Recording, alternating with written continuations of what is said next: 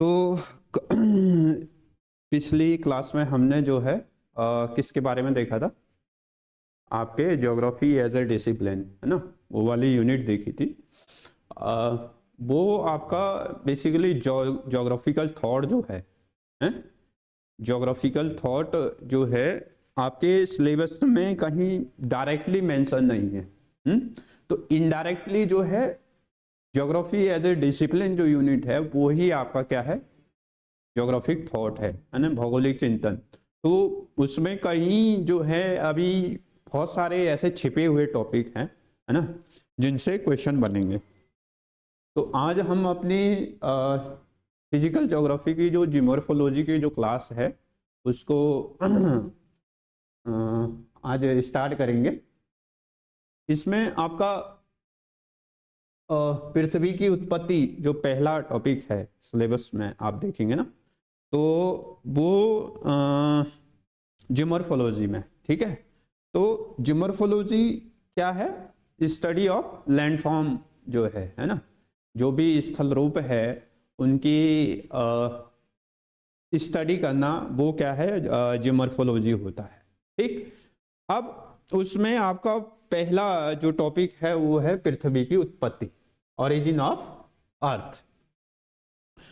पृथ्वी की उत्पत्ति कैसे हुई, उसमें अलग अलग जो विद्वान हैं, अलग अलग विचारक हैं, उनने अलग अपनी अपनी थ्योरी दी है ना। उसमें आपके मॉडर्न थ्योरी और जो पहले की जो थ्योरी है ना, तो उन सभी का जो है अपने अपने विचार हैं कि कैसे अर्थ जो है एज ए प्लेनेट डेवलप हुआ, है ना, एक पृथ्वी एक ग्रह के रूप में कैसे जन्मा। उसी को अब जब हम पृथ्वी की उत्पत्ति के बारे में पढ़ते हैं तो अब ये नहीं है कि सिर्फ पृथ्वी की उत्पत्ति की बात कर रहे हैं हम, उसमें आपका सौर मंडल में और जितने भी ग्रह हैं और सौर मंडल की इवन, है ना, तो सौर मंडल की उत्पत्ति कहें या पृथ्वी की उत्पत्ति कहें तो वो जो थ्योरीज हैं उसके लिए वो सिमिलर ही चलती है, एक ही बात है ना। जब सौर मंडल, क्योंकि हमारा पृथ्वी क्या है, सौर मंडल का हिस्सा है, ठीक है। तो यानी और जैसे जो ग्रह हैं, हमारे कितने ग्रह हैं? 8 है ना वर्तमान में, पहले 9 थे। तो वो जो ग्रह कैसे फॉर्म हुए हैं उनके लिए एक ही थ्योरी होती है ना। तो उसमें सबसे पहले आज हम उसी टॉपिक को आगे कंटिन्यू करेंगे। ये आपका क्या है, ओरिजिन ऑफ अर्थ। सबसे पहले देखेंगे कि सौर मंडल का जो पृथ्वी जो है वो क्या है, आपका सौर मंडल के 8 ग्रहों में से एक ग्रह है, ठीक है। पहले 9 ग्रह थे, उसमें से आपका जो प्लूटो है उसको क्या है, हमने एक्सक्लूड कर दिया, यानी उसको हटा दिया, ग्रह की श्रेणी से हटा दिया, क्योंकि वो ग्रह होने के लिए कुछ निश्चित शर्तें हैं, ठीक है, ठीक। तो उसमें से वो कुछ शर्तें हैं जो वो पूरी नहीं करता है, तो उसको आपको हमारा जो है अभी वर्तमान में, है ना, 2006 में उसको ग्रह की श्रेणी से हमने हटा दिया। अब पृथ्वी क्या है, जनरली आपका सौर मंडल परिवार का ही सदस्य ग्रह है ना, 8 ग्रहों में से एक है। सौर मंडल सूर्य और उसके साथी जो ग्रह हैं, जो उसका चक्कर लगाने वाले हैं, उसमें से अर्थ आपका एक प्लेनेट है, ठीक है। अब जैसे हमारा ब्रह्मांड है, तो ब्रह्मांड क्या है, मतलब ब्रह्मांड का छोटा सा हिस्सा जो है वो पृथ्वी है ना, और हम उसकी धूल मात्र एक कण है, ठीक है। इस तरीके से आप, तो ब्रह्मांड मतलब जो जिसके अंदर बहुत सारी गैलेक्सीज आ जाती है ना, सबसे बड़ा ब्रह्मांड है। फिर उसके अंतर्गत जो है आपकी क्या आती है, गैलेक्सी आती है ना, जिसको हमारी, जैसे हमारी गैलेक्सी है आकाशगंगा, मिल्की वे, और उन मिल्की वेज के जो छोटा जो पार्ट होता है उसको स्टार कहते हैं, तारा कहते हैं। तो उस तारे में सूर्य जो है एक तारा है, ठीक है, और सूर्य और तारे मिला के सौर मंडल बनाते हैं, और उससे जो है ये हमारा पृथ्वी उसमें से एक ग्रह है। अब सूर्य से, ये उसका कुछ सामान्य जानकारी है, सूर्य से दूरी के क्रम में हम देखें, ठीक है, तो ये हमारा सन है। अगर हम यहाँ से जैसे जैसे दूरी जाएंगे तो हमारा अर्थ जो है तीसरा नंबर आता है। ये आप देख रहे हैं, है ना। पहले ये मर्क्यूरी है, वेनस है, और फिर आपका अर्थ है ना। बुध, शुक्र, पृथ्वी, तीसरा आपका क्या है, ये अकॉर्डिंग टू डिस्टेंस है, दूरी के हिसाब से। ठीक है। अब आकार में एक दूसरा चीज है कि आकार में कौन सा है, पांचवा सबसे बड़ा ग्रह है। ठीक है। तो आप अगर आकार में देखेंगे तो जुपिटर जो है, बृहस्पति, वो आपका सबसे बड़ा ग्रह है, और आपका अर्थ पांचवा नंबर का सबसे बड़ा ग्रह है। ठीक है। अब इसके अलावा ग्रह दो प्रकार के होते हैं। ठीक, ग्रह को दो श्रेणियों में हम बांट सकते हैं। एक आपका होता है आंतरिक ग्रह, एक, ठीक, और दूसरा होता है बाह्य ग्रह। ठीक है। ग्रहों की बात कर रहे हैं हम, तो ग्रहों को दो भागों में बांट सकते हैं, एक आपका आंतरिक ग्रह है और एक बाह्य ग्रह है। अब आंतरिक ग्रह में जो आपके बुध है, शुक्र है, पृथ्वी है ना, मंगल है, ये चार जो हैं आपके आंतरिक ग्रह कहलाते हैं। ठीक है। और आपके ये मार्स, ठीक है, जुपिटर हो गया, और ये जो जुपिटर से आगे की ओर जो जाते हैं उनको बाह्य ग्रह कहते हैं। तो ये बाह्य ग्रह हैं, ठीक, और ये आंतरिक ग्रह हैं आपके। ठीक है, आंतरिक ग्रह हैं। ठीक है। अब इन आंतरिक ग्रहों और बाह्य ग्रहों के बीच में कुछ एस्ट्रॉइड होते हैं जिनको क्षुद्र ग्रह कहते हैं। क्या कहते हैं, इस तरीके से कुछ एस्ट्रॉइड होते हैं, इनको क्षुद्र ग्रह कहते हैं, है ना, क्षुद्र ग्रह कहते हैं। ठीक है। जो आंतरिक ग्रह हैं वो ठोस पदार्थों से बने होते हैं, है ना। उनका घनत्व जो है, ये आकार में, आंतरिक ग्रह आकार में छोटे होते हैं, लेकिन डेंसिटी, घनत्व इनका बड़ा होता है, यानी ये ठोस पदार्थ से बने होते हैं। और जो आपके बाह्य ग्रह हैं ये आकार में तो बड़े होते हैं, लेकिन इनका घनत्व क्या है, छोटा होता है। ठीक है। ये एक बेसिक सा जानकारी है। दूसरा हम देखते हैं कि पृथ्वी का जो औसत घनत्व है ना, वो 5.5 टू 5.52 ग्राम सेंटीमीटर घनत्व है ना, घन सेंटीमीटर है। ठीक है। ये आपको, और ये सौर मंडल के जितने भी ग्रह हैं उन सब में सबसे ज्यादा जो है इसी का जो है घनत्व है, किसका, हमारे अर्थ का। तो ये इसकी एक यूनिक कैरेक्टरिस्टिक्स है ना। ठीक है। तो ये कुछ सामान्य जानकारी है ग्रहों के बारे में।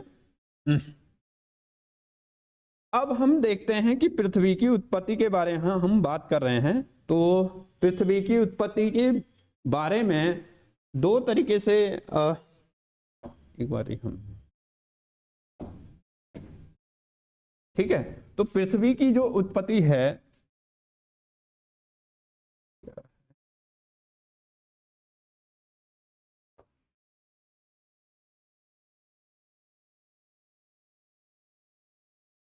तो पृथ्वी की उत्पत्ति को जब हम समझते हैं, ठीक है, पृथ्वी की उत्पत्ति के कुछ सिद्धांत हैं, कुछ थ्योरी है, उसको दो भागों में बांटते हैं। ठीक है। एक आपका होता है धार्मिक जो विचारधारा है, या धार्मिक संकल्पना जिसको कहते हैं, और दूसरी जो विचारधारा है जिसको वैज्ञानिक विचारधारा कहते हैं, वैज्ञानिक संकल्पना कहते हैं, या विचारधारा हम, या थ्योरी जो हम कहें। ठीक है। तो अब पृथ्वी की उत्पत्ति, धार्मिक संकल्पना क्या है कि माना ये जो है कि पृथ्वी को या ब्रह्मांड को माना जाता है धार्मिक संकल्पना के आधार पे कि जो अर्थ है या यूनिवर्स है वो क्रिएटेड बाय गॉड, ब्रह्मा, अल्लाह, है ना। तो ये, क्योंकि ये जो है मान्यताएं एक, है ना, अपने किसी भी धर्म के अकॉर्डिंग होती है, तो ये अपनी अपनी मान्यताएं होती है जिनको स्टडी हम भूगोल में करते नहीं हैं। ठीक है, हम वैज्ञानिक परिकल्पनाओं की बात करते हैं और इसमें भी आपकी दो तरीके की परिकल्पनाएं आ जाती है। आपका एक तो हो गया द्वैतवादी परिकल्पना, और दूसरी ठीक है परिकल्पना, और दूसरी होती है आपकी अद्वैतवादी।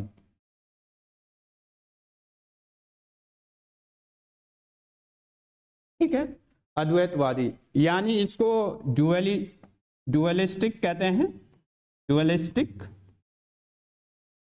हाइपोथेसिस, और इसको आपका क्या कहते हैं, मोनिस्टिक हाइपोथेसिस कहते हैं।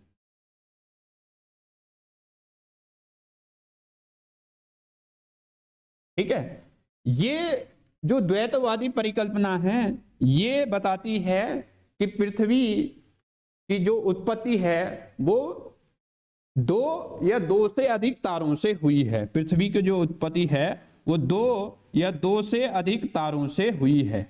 ठीक है, और इसमें यह माना जाता है कि जो पृथ्वी की उत्पत्ति है वो सिर्फ और सिर्फ एक ही तारे से हुई है। ठीक है, जो मोनिस्टिक आपकी थ्योरी है, और मोनिस्टिक थ्योरी को ही दूसरा नाम दिया जाता है आपका पेरेंटल हाइपोथेसिस भी कहते हैं। क्या कहते हैं, पेरेंटल हाइपोथेसिस भी कहते हैं। ठीक है, पैतृक हाइपोथेसिस जिसको हम कहते हैं। ठीक, पेरेंटल हाइपोथेसिस भी कहते हैं। और जो द्वैतवादी परिकल्पना है हमारी, यानी जो डुअलिस्टिक थ्योरी है ना, ये परिकल्पना है ना, वैज्ञानिकों की अपने अपने आधार पर एक एजम्पशन है ना। परिकल्पना थ्योरी में कब बदलती है, जब उसके प्रमाणित हो जाती है। तो ये कुछ परिकल्पनाएं हैं जो वैज्ञानिकों ने अपने अपने हिसाब से करी है। अब इसमें द्वैतवादी जो परिकल्पना है वो इसको आपकी बाई पेरेंटल हाइपोथेसिस भी कहते हैं। क्या कहते हैं, बाई पेरेंटल हाइपोथेसिस भी कहते हैं। ठीक है, तो ये हम यानी पृथ्वी की उत्पत्ति उसको दो तरीके से हम देखते हैं। एक धार्मिक परिकल्पना जिसकी हम स्टडी भूगोल में करते नहीं है, या उसकी क्योंकि वर्तमान में उसको नकार दिया जाता है। और वैज्ञानिक परिकल्पनाओं को दो भागों में हम बांट सकते हैं, एक आपकी द्वैतवादी परिकल्पना और एक आपकी अद्वैतवादी।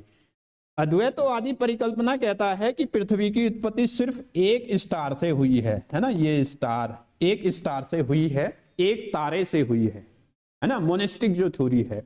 और डुअलिस्टिक थ्योरी है, द्वैतवादी परिकल्पना क्या कहती है आपकी, कि पृथ्वी की उत्पत्ति दो या दो से अधिक तारों से मिलकर हुई है। ठीक है, अद्वैतवादी परिकल्पना ने आपकी बेसिकली जो नेबुलर हाइपोथेसिस है, यानी निहारिका परिकल्पना है कांट की और लाप्लास की, बेसिकली ये जो परिकल्पना है। दूसरी चीज, वैज्ञानिक परिकल्पना की जो है पहली बार इस पे किसी ने विचार दिया तो वो 1749 में फ्रांसीसी विद्वान हुए हैं कास्ते द बफन। कास्ते द बफन। कई बार एग्जाम में ये पूछा जाता है कि वैज्ञानिक परिकल्पना पर पहला जो विचार है वो किसने दिया, तो वो भी आपको याद रखना है कि 1749 में किसने दिया है, कास्ते द बफन। ठीक है, इनकी जो परिकल्पना थी, ये जो परिकल्पना थी आपकी ये अद्वैतवादी ही थी, मोनिस्टिक हाइपोथेसिस थी। ठीक है, तो ये आपको ध्यान रखना है कि वैज्ञानिक परिकल्पना की जो शुरुआत है या उस पे वैज्ञानिक परिकल्पना क्या होती है, जो तर्कों पर आधारित होती है ना, जो रीजनिंग पर आधारित होती है, जो तथ्यों पर आधारित होती है ना। कुछ फैक्ट होते हैं, कुछ उनको कुछ तर्क दिए जाते हैं, उनके आधार पर जो है उसको प्रूव करने की कोशिश की जाती है। ठीक है, तो ये कुछ परिकल्पनाएं थी। अब हम आते हैं अपनी जो हमने वैज्ञानिक परिकल्पनाएं कहा है, तो आज हम बेसिकली कांट की और उसकी थ्योरी देखेंगे तो ये वैज्ञानिक परिकल्पनाएं हैं, है ना।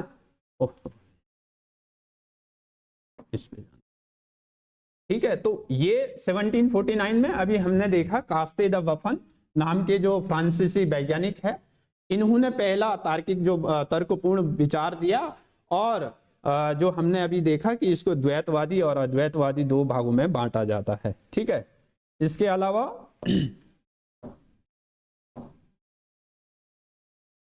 अब द्वैतवादी परिकल्पना अद्वैतवादी परिकल्पना हम आज देख रहे हैं जो आपकी मोनेस्टिक हाइपोथेसिस है। ठीक है, तो उसमें बेसिकली आपकी दो परिकल्पनाएं मुख्य रूप से हैं। वो आपकी पहली जो है कांट की वायव्य राशि परिकल्पना, और दूसरी है आपकी लाप्लास की निहारिका परिकल्पना। ठीक है, तो कांट की परिकल्पना क्या है? कांट की वायव्य राशि, ठीक है, कांट की वायव्य राशि जो परिकल्पना है यानी गैसियस हाइपोथेसिस, ठीक है, ये 1755 में दिया गया।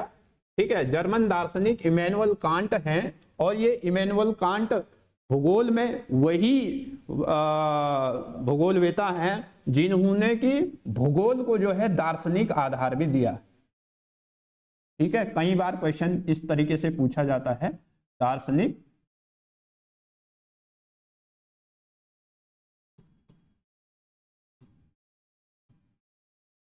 आधार, इसको भूगोल को।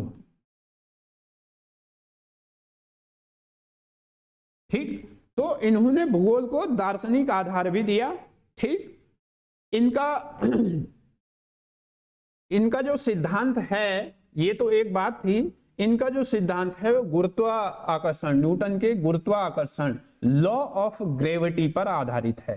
ठीक है, तो क्योंकि जब कांट ने ये थ्योरी प्रपोज की तो उस समय तक जो है आपका न्यूटन का गुरुत्वाकर्षण नियम जो है वो आ चुका था। ठीक, तो इन्होंने उसी को आधार बनाते हुए अपना जो एक हाइपोथेसिस दी वायव्य राशि परिकल्पना, तो उसमें सबसे पहले कांट ने क्या है परिकल्पना, तो कांट सबसे पहले ये मान के चलते हैं कि जो अंतरिक्ष है, जो हमारा यूनिवर्स है ना, अंतरिक्ष में एक आध्य पदार्थ जो है बिखरा हुआ था। क्या बिखरा हुआ था? प्रीमोर्डियल मैटर जो है वो वर्तमान मतलब पहले से ही मौजूद था। अब वो प्रीमोर्डियल मैटर क्या था? वो आध्य जो पदार्थ है, ठीक है, आध्य पदार्थ ये था क्या? कांट का मानना था कि पहले से ही, है ना, जब पृथ्वी मतलब जो पृथ्वी है उससे पहले से ही अंतरिक्ष में जब एक क्या है आध्य पदार्थ या प्रीमोर्डियल जो मैटर था वो बिखरा हुआ था। ये जो मैटर था ये आपका किससे बना हुआ था? यानी बहुत सारे इसमें धूल कणों से या डस्ट पार्टिकल से, हम कह सकते हैं कि धूल कणों से, धूल कण और आपके जो गैसेस से बना हुआ था। ठीक है, गैसेस और आणविक गैसेस से।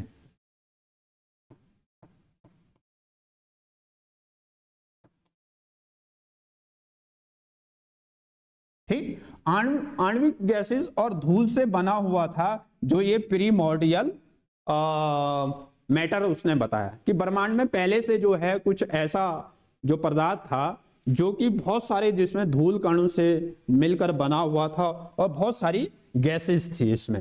ठीक, अब ये कांट ने एक अजम्पशन माना है, यानी अपनी थ्योरी को देने से पहले उसने क्या है एक पहले से ही अपना एक अजम्पशन माना है कि ऐसा हुआ था। ठीक है, इसके बाद जो है कांट ने कहा, देखिए ध्यान रखना है कि उसने कहा जो ये पदार्थ है, जो ये आध्य पदार्थ है वो क्या था? कठोर था, शीतल था, ठंडा था। ठीक है, क्या कह रहे हैं? कांट कह रहे हैं जो ये पदार्थ था, मान लीजिए ये इस तरीके से आपका एक ठीक, ये जो आद्य पदार्थ था इसी से ब्रह्मांड की उत्पत्ति बताता है, और ये कहता है ये कठोर शीतल था, ठंडा था। दूसरा ये कठोर था, ठीक है, कठोर मीन्स हार्ड फॉर्म में था, जैसा अर्थ हमें आज दिखता है उस तरीके से था। और तीसरी इसकी जो कंडीशन थी वो गतिहीन था, मोशनलेस था। यानी ठीक है, पहले उसने कहा कि ये ब्रह्मांड में पहले से पृथ्वी की उत्पत्ति करने के लिए उसने एक अजम्पशन लगाया है ना, ऐसा तो है नहीं ना कि ये उस समय था। इसने क्या है, माना है। माना क्या है कि ब्रह्मांड में एक देव निर्मित पदार्थ था, आद्य पदार्थ था, प्रीमोर्डियल मैटर था। वो जो प्रीमोर्डियल मैटर था, देव निर्मित आद्य पदार्थ था, वो शीतल था, ठंडा था, और क्या था, आकार में कठोर था और गतिहीन था, यानी गतिहीन था। ठीक है, इस तरीके से इसने, कांट ने माना कि ये इस तरीके से फैला हुआ था। ठीक, पहली कंडीशन आपको ध्यान रखनी है, कठोर था, शीतल था और गतिहीन था, मोशनलेस था। ठीक है, आगे हम देखेंगे। अब कांट ने क्या कहा इसके बाद कि जो ये कठोर पदार्थ था, इस कठोर पदार्थ में ये आप देख रहे होंगे ये प्रीमोर्डियल मैटर है। ठीक है, क्या है ये, प्रीमोर्डियल मैटर है जो आद्य पदार्थ है। ठीक है, इस तरीके से फैला हुआ है, आप चित्र में देख रहे होंगे। तो ये जो इस तरीके से ये फैला हुआ आपको दिख रहा है, ये उसने कहा एक गैसियस रूप में है। ठीक है, ये जो छोटे छोटे कण हैं इसमें, ठीक, धूल कण और आणविक गैसें हैं इसमें। ठीक है, जो मॉलिक्यूलर जो गैसेस होती है, ठीक, उनसे मिलकर बना हुआ है ये पार्टिकुलेट मैटर। इसने कहा ये शीतल था अपने आरंभिक समय में। इसने एक अजम्पशन माना कि ये ठंडा था, आकार में क्या था, कठोर था और गतिहीन था। पहली कंडीशन आपको ध्यान रखना है। ठीक, अब क्या होता है कि धीरे धीरे कि इसमें क्या है, इन कणों में टकराव होता है, गुरुत्वाकर्षण बल, इनके आपसी कण, ये जो कण हैं, ये छोटे छोटे कण, ये जो है एक दूसरे से अपनी ओर, मतलब एक दूसरे की ओर ऐसे इस तरीके से, है ना, इस तरीके से हम मान सकते हैं कि इसमें क्या है, सेंट्रीपेटल फोर्स कहते हैं इसको, मतलब है ना, आपस में टकराए। ये जो है, जब ये आपस में टकराए तो क्या होगा, जब टकराएंगे तो क्या होगा, कोई भी पदार्थ, दो चीजें हैं, है ना, दो कण हैं, आपस में टकराएंगे तो क्या होगा। मान लीजिए आजकल ठंडी है, ठीक, जब हम अपने हाथ हैं, हमारे हाथ ठंडे हैं, हम ऐसे ऐसे करेंगे तो क्या होगा, गर्मी यानी ताप उत्पन्न होगा। तो अगली चीज टकराव होने से ये कहता है कि जो ये आपके आद्य पदार्थ है, यानी जो इसमें जो कण थे, उसमें क्या होता है, गुरुत्वाकर्षण के कारण, ठीक है, इसने गुरुत्वाकर्षण को अपना आधार माना, और इन कणों, इन गुरुत्वाकर्षण के कारण इनमें जो है आपसी टकराव हुआ। ठीक, और जब ये टकराव हुआ तो उससे क्या है, ताप और गति का आविर्भाव हुआ। यानी इससे जब दो चीजें टकराएंगे, हम ऐसे करेंगे तो गर्मी लगेगी ना, है ना।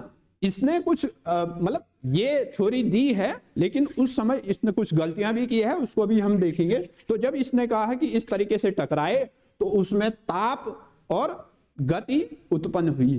ताप तो होता है ना। अब यहाँ पे हम देखेंगे कि जब ताप होगा, जब दो चीजें टकराएगी, ताप तो जरूर उत्पन्न होगा, लेकिन गति उत्पन्न नहीं होती है। हालांकि इसने ऐसा माना है ना, साइंटिफिक नजरिए से देखा है। अभी हम उसको आलोचना में देखेंगे इसकी।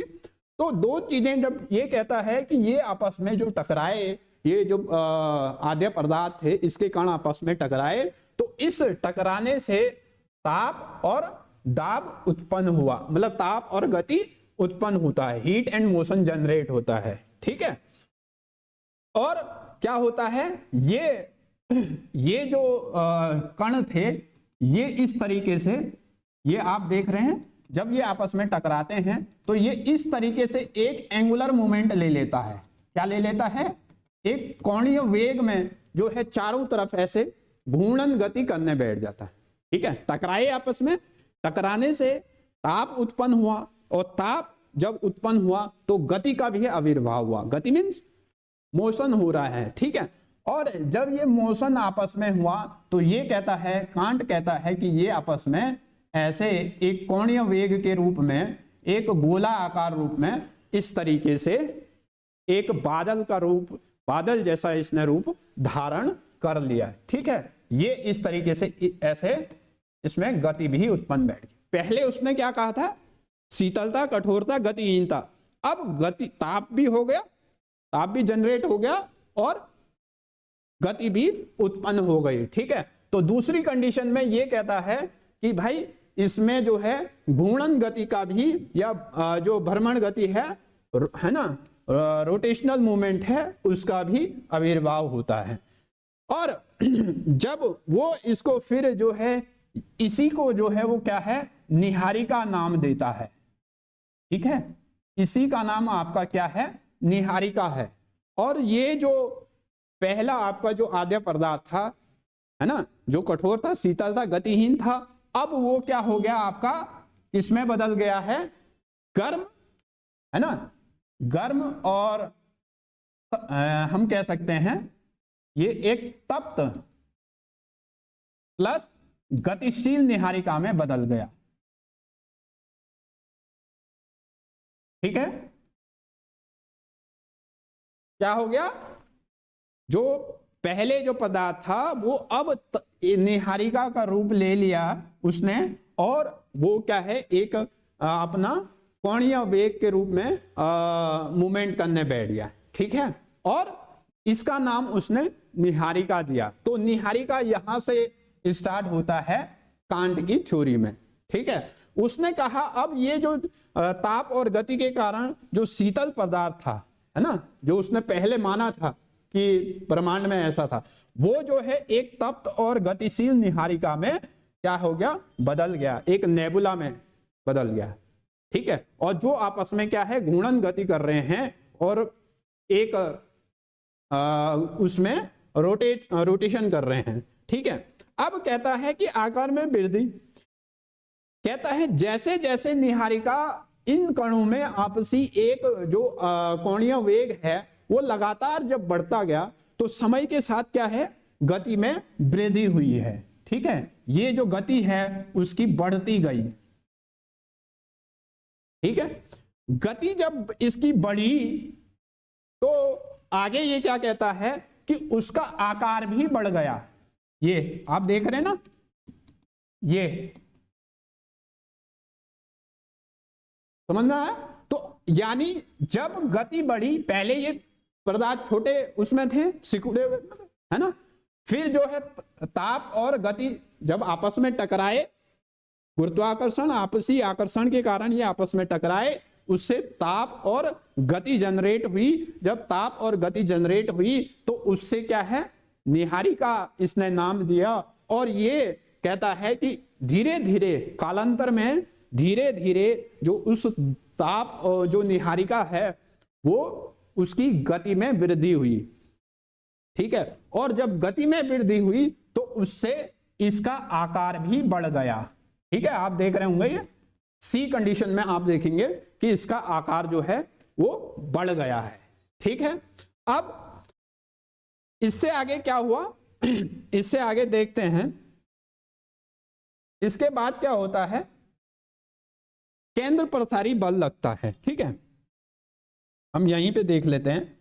इसके बाद जब गति बढ़ती है, अब एक दो चीज होती है कि एक जो गोला है, जब कोई कोणीय आवेग का सिद्धांत ये कहता है ना, दो चीजें हैं।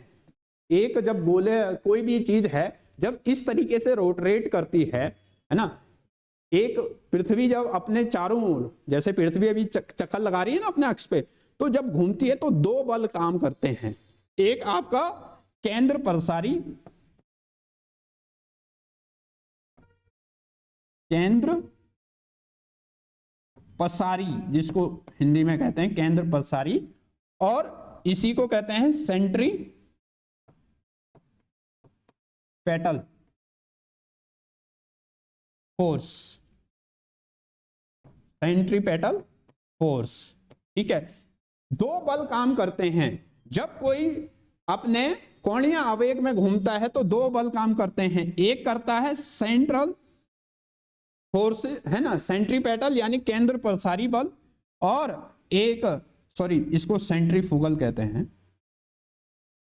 सेंट्रीफ्यूगल।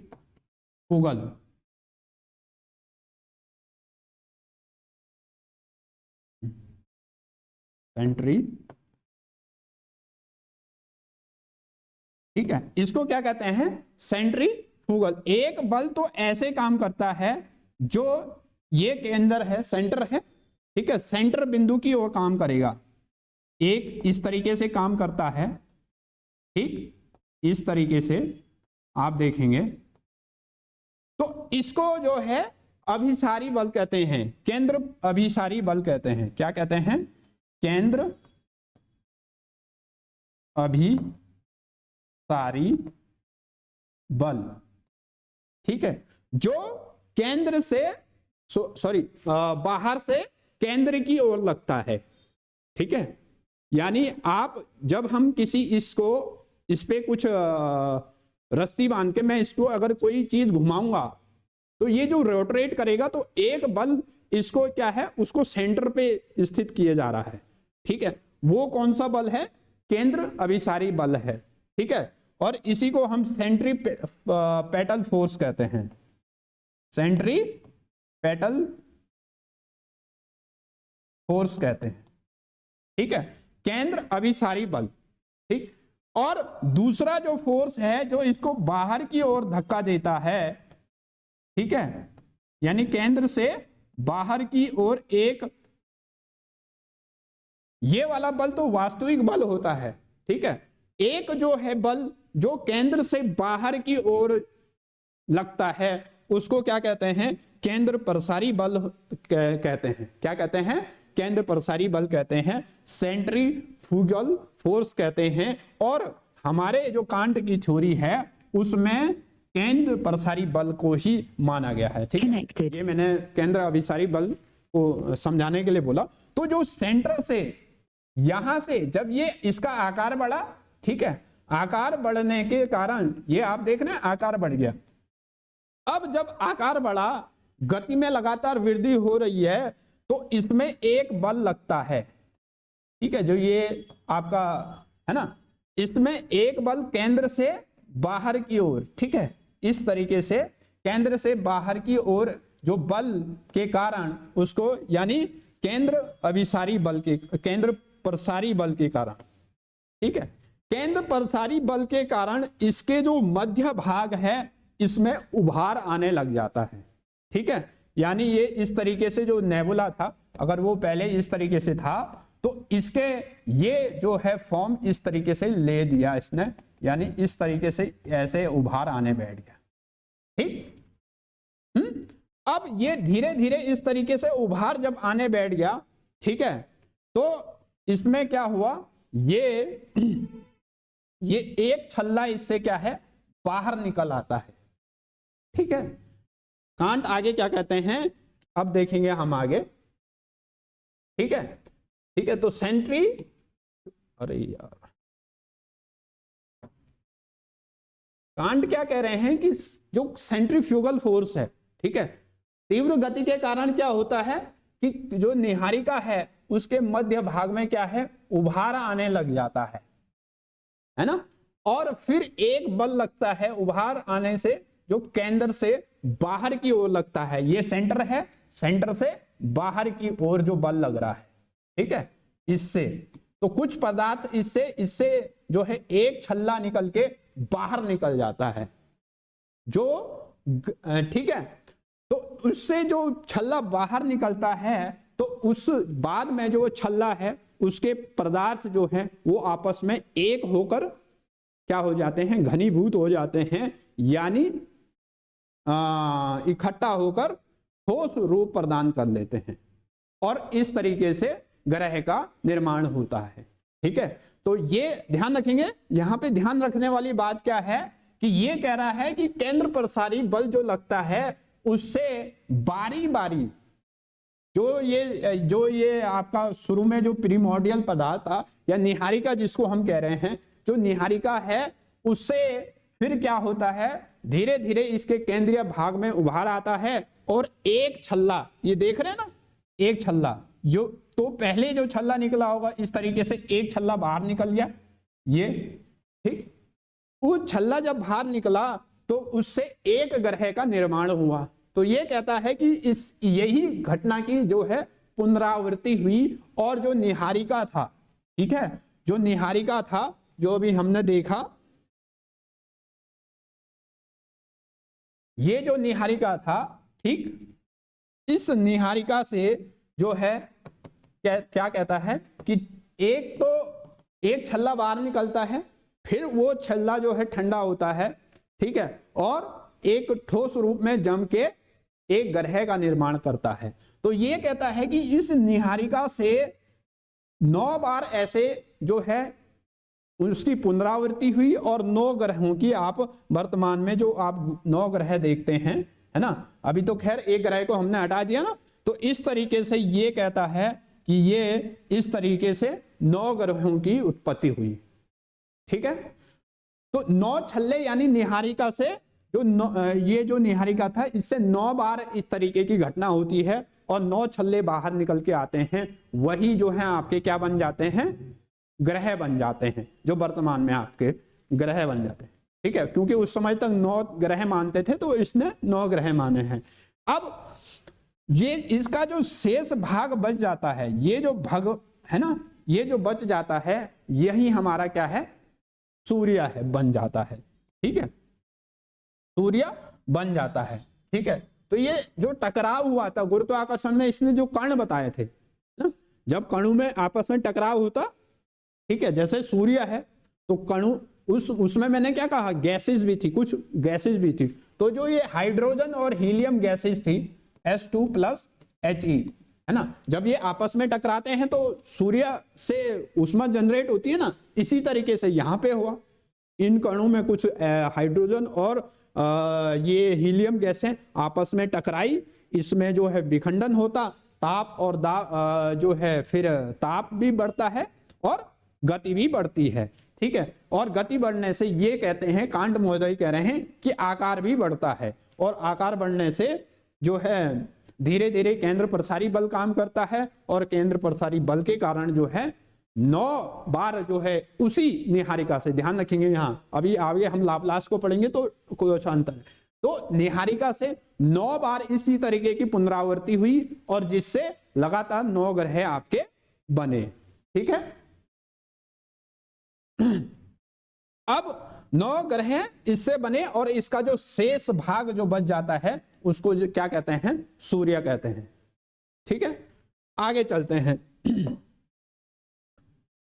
ये इस तरीके से ये एक एंगुलर मूवमेंट हो रहा है और इससे क्या कहता है कि ये निहारिका से 9 छल्ले बाहर निकले, 9 रिंग्स ये आप देख रहे होंगे, और इससे क्या बन जाते हैं, ग्रह बन जाते हैं, धीरे धीरे ये शीतल होकर जमा होते हैं और ग्रहों का रूप ले लेते हैं। अब ग्रह से उपग्रह कैसे बना, तो ये कांट का मानना है कि ग्रहों से भी ठीक जैसे निहारिका में जो घटना हुई थी वैसे ही किसमें हुई, ग्रहों में हुई, इस तरीके से फिर जो है ग्रहों में इस तरीके से, क्योंकि ग्रह इसने कहा ना ठोस होकर क्या हो गया, जम गए, फिर ठोस रूप धारण कर लिया, यानी उसकी वो भी जो है गतिशील, अब उसके भी जो कुछ कण हैं, ठीक है, ग्रहों में, तो वो कण फिर आपस में टकराए और फिर उनसे जो है जो उपग्रह हैं, जैसे चंद्रमा हमारा उपग्रह है, तो उन उपग्रहों के जो है ग्रहों से उपग्रह जो है फिर बाद में बने। कुल मिलाकर ये थ्योरी थी निहारिका कांट की लाप्लास, और निहारिका का जो शेष भाग बच जाता अंत में वही सूर्य कहलाता है, जो आज वर्तमान में हम देख, ये कांट की परिकल्पना है।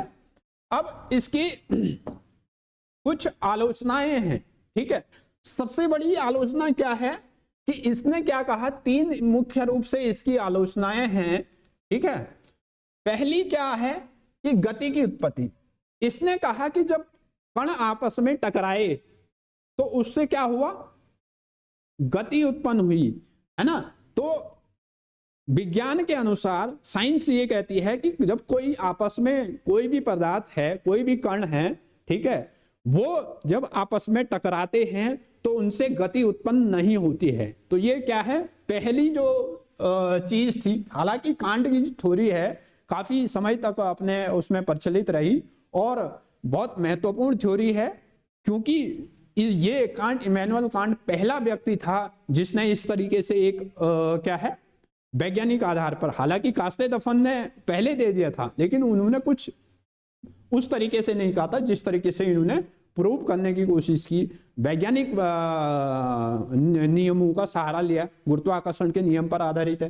तो अब इसके अनुसार जो है ये कणों में क्या कहा इसने कि जब आपस में, एक बात है, जब हम आपस में ऐसे टकराएंगे गर्मी तो उत्पन्न होगी, यानी ऊष्मा तो जनरेट होगी, लेकिन मूवमेंट नहीं होगा ना। मूवमेंट के लिए तो हमें ऐसे वो करना पड़ेगा।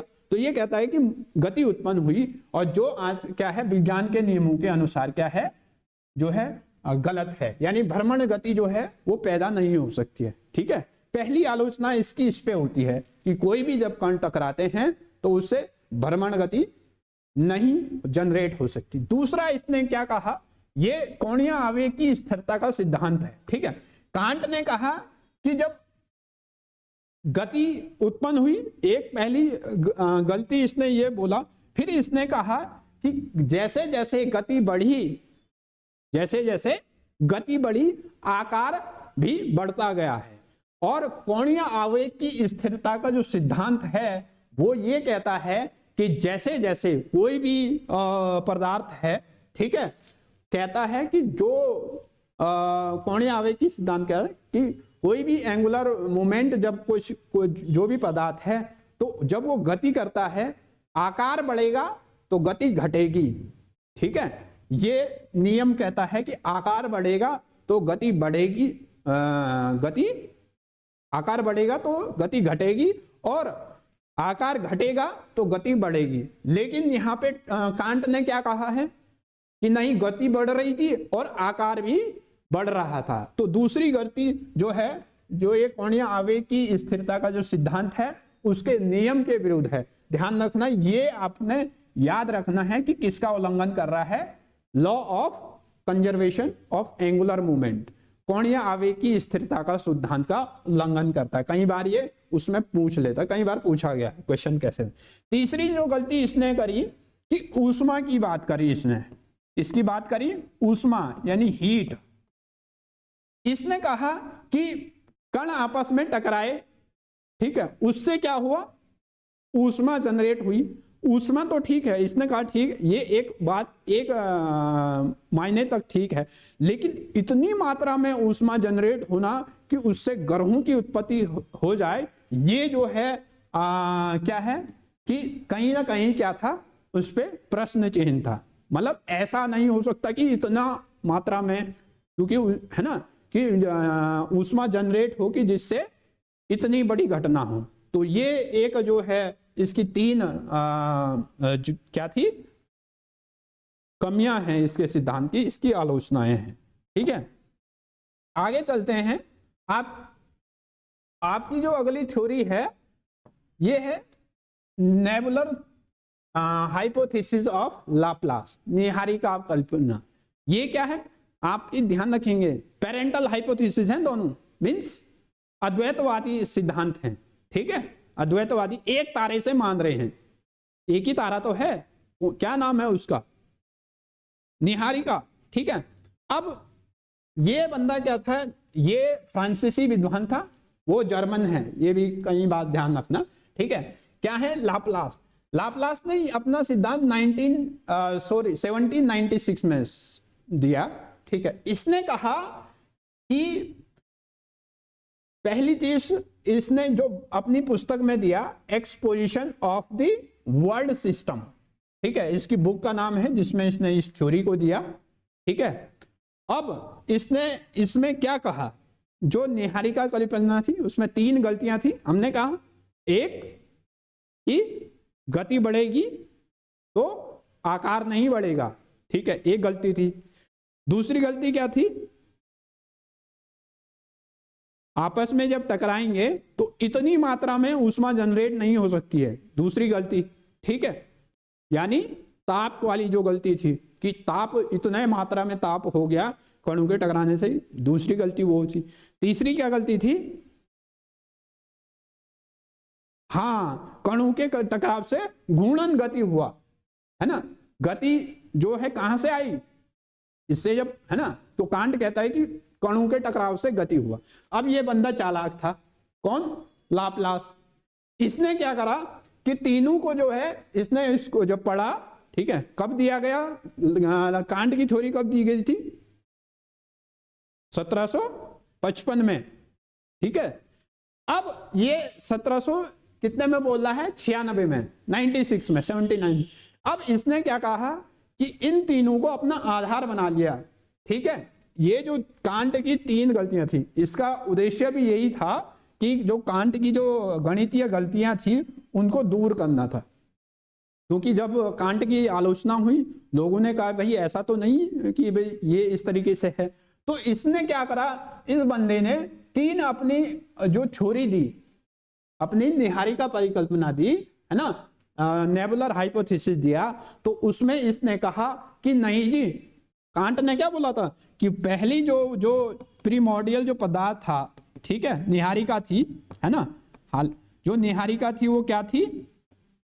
प्रारंभ में शीतल थी, ठोस थी और गतिहीन थी, ठीक है। ये कांट कह रहे हैं, यही तो बोला था। अब इस बंदे ने क्या किया? अब इसको, क्योंकि इससे प्रूव करना था, इसने जैसे जैसे प्रूव कर दिया। अब ये जो है लाप्लास, ये फ्रांसीसी विद्वान था, ये क्या था? ये थोड़ा चालाक निकला। इसने कहा नहीं जी, ऐसा नहीं था। ब्रह्मांड में क्या था? पहले से जो निहारिका थी वो एक विशाल तप्त क्या थी? नेबुला थी। यानी वो पहले से उसमें क्या थी? ऊर्जा थी, ऊष्मा थी, तप्त था, यानी वो जो है शीतल नहीं था। तो ये गलती तो खत्म हो गई, एक चीज, ठीक है, क्लियर। दूसरा, इसने कहा कि नहीं जी, ये निहारिका जो है गति कहां से आई? गति वाली समस्या थी ना इसकी, है ना। तो क्योंकि कणों के टकराव से आपसी घूर्णन गति नहीं हो सकती, तो इसने कहा नहीं नहीं, वो आपस में पहले से ही गतिशील था, ठीक है। अब ये समस्या भी खत्म होगी। ये इसकी मान्यताएं हैं, अजम्पशन, ठीक है। तीसरी थी कि निहारिका जो है निरंतर शीतल होकर जो है आकार में सिकुड़ती गई। जो चीज है ठोस वाला चीज हो गया। अब क्योंकि इसने क्या कहा है, ये पहले से निहारिका क्या थी? तप्त थी। दूसरी चीज, ये गतिशील थी, ठीक है। और तीसरा, इसने कहा कि ये शीतल हो, धीरे धीरे शीतल हो रही थी, मतलब ठंडी हो रही थी, इसकी अजम्पशन है। और जब कोई चीज ठंडी होती है तो क्या होता है? हवा जब ठंडी होती सिकुड़ती है ना, तो वो सिकुड़ती गई। यानी कहने का मतलब है कि जब तापमान, जो कोणीय आवेग का सिद्धांत है, जो गलती इसने करी थी, इसने, कांट महोदय ने, कोणीय आवेग का सिद्धांत कहता है कि कोई भी वस्तु है या जो भी है, वो जब आकार बढ़ेगा तो गति क्या होगी? कम होगी। तो इसने इसको भी सही कर लिया। यानी शीतल होकर, ये कह रहा है कि वो शीतल हो रही थी, ठंडी हो रही थी, ठीक है। तो क्या है? आकार क्या है? घट गया, है ना, सिकुड़ती गई। तो ये तीसरी गलती भी इसने यहाँ पे क्या है? गति से संबंधित गलती। और जो है ठोस, इसने ये कहा कि पहले से ही ये तप्त थी, ठीक है। और शीतल की जगह इसने कहा ये क्या है? क्या कर रही थी? सिकुड़ रही थी, ठीक है। तो ये 3 इसकी अजम्पशन है। इसके आधार पे जो है लाप्लास ने अपनी थ्योरी दी 1796 में, ठीक है। आगे चलते हैं। अब निर्माण की प्रक्रिया कैसे हुई? पहली चीज इसने कहा, जब वो जो निहारिका थी, ठीक है, हमने देखा था ना निहारिका, तो वो धीरे धीरे हो गया, 5 मिनट है, ठीक। तो वो धीरे धीरे क्या है, उस निहारिका में वो क्या है? शीतल हो रही थी ना, क्योंकि पहले से तप्त थी, तो धीरे धीरे शीतल हो रही थी, सिकुड़ रही थी, ठीक है। तो इसलिए उसका जो है ऊष्मा जो है बाहर निकलने लगी, जिससे वो शीतल होने बैठ गया, ठीक। और धीरे धीरे क्या हो गया? ठंडा होने के कारण निहारिका जो है आकार में छोटा हो गया, तो आकार की समस्या इसकी खत्म हो गई। ठीक, ये ठंडा होने के कारण आकार में छोटा हो गया और भ्रमण गति बढ़ गई, तो कोणीय आवेग का सिद्धांत प्रूफ हो गया। आकार छोटा हो गया, गति बढ़ती गई, और जब गति बढ़ेगी तो फिर वही एंगुलर मूवमेंट काम करता है। कौन सा? कोणीय आवेग का सिद्धांत काम करता है। फिर जो है गति बढ़ी तो फिर केंद्र प्रसारी बल लगता है। दोनों में ध्यान रखेंगे, केंद्र प्रसारी बल लगता है। ठीक है, तो केंद्र प्रसारी बल के कारण अत्यधिक गति होने के कारण उसके बीच में जो नेबुला था, निहारिका थी, उसमें जो है फिर उभार होने बैठ जाता है, और उभार होके फिर वो इस तरीके से, है ना, देखो ये इस तरीके से है इसकी थ्योरी में। ये देख रहे हैं, पहले आपस में ये टकराए, फिर जो है ये इस जनरेट हुई, और फिर ये इस तरीके से एंगुलर मूवमेंट कर रहा। मतलब दोनों सिमिलर थ्योरी है, कांट की भी लाप्लास की, क्योंकि कांट की ही थ्योरी को इसने क्या किया, मॉडिफाई किया है। ठीक, तो इस तरीके से जो है इसमें ये कहता है कि फिर जो है आपका क्या है, आपका केंद्र प्रसारी बल लगता है, फिर उसके बीच में उभार आ जाता है। फिर ये सेम वही बात दोहराता कि उससे, लेकिन हाँ यहाँ पे अंतर है कि ये कहता है कि जब कांट ने क्या कहा था कि ये जो है, ये जो निहारिका है, ये 9 बार जो है अलग हुआ है, तब जाके हमारे 9 ग्रह बने हैं। लेकिन ये कहता है, लाप्लास जो है कहता है कि सिर्फ उससे जो है एक ही छल्ला बाहर निकला। ठीक है, इस तरीके से एक ही छल्ला बाहर निकला, और जो वो छल्ला है, जो वो एक छल्ला है, फिर बाद में वो टूट के जो है 9 छल्ले में बाहर निकला। इसमें ये डिफरेंस है। ठीक है, इसने क्या कहा था, हाँ, कांट ने कहा था कि एक ही वो जो निहारिका थी उसी से 9 बार जो है पुनरावृत्ति हुई और 9 छल्ले बाहर निकले, 9 ग्रह बने। ये कहता नहीं कि एक ही छल्ला बाहर निकला, फिर वो छल्ला जो टूटकर 9 ग्रहों में विभक्त होता है, और इस तरीके से हमारे ग्रह बने, और जो बीच जो बच जाता है वो फिर सूर्य का रूप ले लेता है। तो इस तरीके से इसका ये लाप्लास की थ्योरी थी। ठीक है, इसकी भी कुछ आलोचनाएं हैं। आलोचनाएं क्या है कि इसने बुद्धिमत्ता तो दिखाई अपनी, लेकिन इसका क्या है कि जो गणितीय जो आवेग का, कोणीय आवेग का सिद्धांत कहता है, वो ये बताता है कि जो 98% कोणीय आवेग है वो ग्रहों में है, जो कि क्या है, सूर्य में होना चाहिए था। इस सिद्धांत के अनुसार अगर ऐसा हुआ तो जो 98% जो कोणीय आवेग है वो क्या है, सूर्य यानी जो जिससे बना उसमें होना चाहिए था, लेकिन ऐसा नहीं, सिर्फ 2% उसमें है सूर्य में, और बाकी 98% ग्रहों में पाया जाता है। तो पहली ये इस तरीके से ये था। ठीक है, फिर इसने कहा एक छल्ले से सारा एक ही छल्ले से 9 ग्रह बन गए। तो ये भी एक इसमें क्या था कि एक ही छल्ला टूट के इतना ग्रह बनना, वो अपने आप में एक प्रश्न चिन्ह था। फिर दूसरी चीज इसकी क्या है कि शनि और बृहस्पति के ग्रह जो है, फिर जो है इसने कहा कि उस छल्ले से जो ग्रह निकले फिर उससे जो है उपग्रह बने, और उपग्रह क्या है, हमेशा अपने ग्रह, अपने पिता ग्रह के कक्ष में जो है घूर्णन करते हैं, लेकिन ऐसा नहीं है। ठीक है, शनि और जो बृहस्पति के कुछ ग्रह उपग्रह हैं जो है अपने पिता ग्रह के विपरीत घूर्णन करते हैं। ठीक है, तो इसकी कुछ ये कमियां हैं। ठीक, बाकी ये इसकी आपकी एक तुलनात्मक चार्ट है, इसमें देखेंगे मूल अवस्था इसने कहा था आद्य पदार्थ है। ठीक है, इसने कहा ये गतिशील निहारिका है, यानी इसने विशाल तप्त और ये गतिशील कहा। इसने कहा था ये कठोर है, शीतल है, गतिहीन है। ठीक है, दूसरा इसने कहा इसमें आपसी टकराव हुआ, कणों में आपसी टकराव के कारण ताप उत्पन्न हुआ। इसने क्या कहा, ये पहले से ही और थी। ठीक है, तीसरा इसने कहा कि ओरिजिन कैसे हुआ, गति कैसे हुई उत्पन्न, तो इसने कहा ये भ्रमण गति जो है आपस में टकराव होने से हुआ, कणों में आपसी टकराव से, लेकिन इसने कहा ये जन्म से ही, जन्मजात ही गतिशील थी। ठीक, तीसरा इसने छल्ले से निकलना, निहारिका से जो है कांट ने माना कि एक एक करके 9 छल्ले निकले हैं। ठीक है, इसने कहा नहीं नहीं, एक ही भारी छल्ला निकला, फिर उससे 9 ग्रह निकले। ठीक, और फिर वैज्ञानिक आधार क्या है, ये गुरुत्वाकर्षण के नियम पर आधारित है।